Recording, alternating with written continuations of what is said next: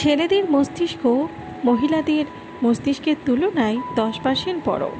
Brain scan করে দেখা গেছে কোনো ব্যক্তি প্রেমে পড়লে তার মস্তিষ্কের বিশেষ কিছু অংশ উদ্দীপিত হয়। জ্ঞান হলো হৃদযন্ত্র ও মন উভয়েরই একটি বিষয়। মানুষের হার্টবিটের উঠানামা মানুষের জ্ঞানকে প্রভাবিত করতে পারে। মানুষ আসলে দ্বিতীয় একটি মস্তিষ্ক আছে, অন্ত্রীয় স্নায়ুতন্ত্র দ্বিতীয় মস্তিষ্ক বা অন্ত্রের মস্তিষ্ক হিসেবে পরিচিত, কারণ এটি মস্তিষ্ক এবং কেন্দ্রীয় স্নায়ুতন্ত্র থেকে স্বাধীনভাবে পরিচালিত হতে পারে। এই দ্বিতীয় মস্তিষ্কের কারণে আপনার অন্ত্রের অনুভূতি আসে। প্রাপ্তবয়স্ক মস্তিষ্কের কোষগুলো আহত হলে তারা ভ্রূণ অবস্থায় ফিরে আসে।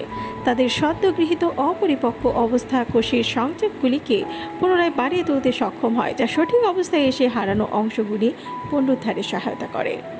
আপনি যত বেশি কঠিন চিন্তা করেন তত বেশি পরিমাণে আপনার মস্তিষ্ক শক্তি এবং অক্সিজেন ব্যবহার করে, যা শরীরের 50% পর্যন্ত হতে পারে। মানুষের মস্তিষ্ক একটা সুপার কম্পিউটারের চাইতেও বেশি জটিল। মানুষের মস্তিষ্কের প্রায় 60% চর্বি। এটি মানবদেহের সবচেয়ে ফ্যাটযুক্ত অঙ্গ হিসেবে পরিচিত। জেগে থাকা অবস্থায় মস্তিষ্ক 20 ওয়াট পর্যন্ত শক্তি উৎপন্ন করে, যা একটা ছোট্ট বাল্ব জ্বালানোর পক্ষে যথেষ্ট। মানুষের কনসিয়াস মাইন্ড ঘুমালেও সাবকনসিয়াস মাইন্ড কখনো ঘুমায় না। ঘুমানোর সময় এই সাবকনসিয়াস মাইন্ডের কার্যকলাপের কারণেই আপনি স্বপ্ন দেখেন।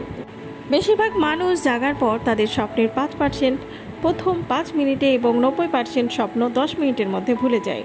প্রায় 12% মানুষের স্বপ্নগুলি সাদা কালো হয়। একজন মানুষের দিনে 70,000টা চিন্তা থাকতে পারে। এই 70,000-এর মধ্যে অনেক চিন্তা ভাবনা প্রকৃতপক্ষে বারবার লুপ করছে।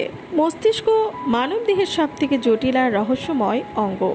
গবেষণাতে দেখা গেছে যারা রাত জাগে আর দেরিতে ঘুম থেকে ওঠে তারা প্রকৃতপক্ষে ভোরে ওঠা লোকদের তুলনায় স্মার্ট এবং সৃজনশীল।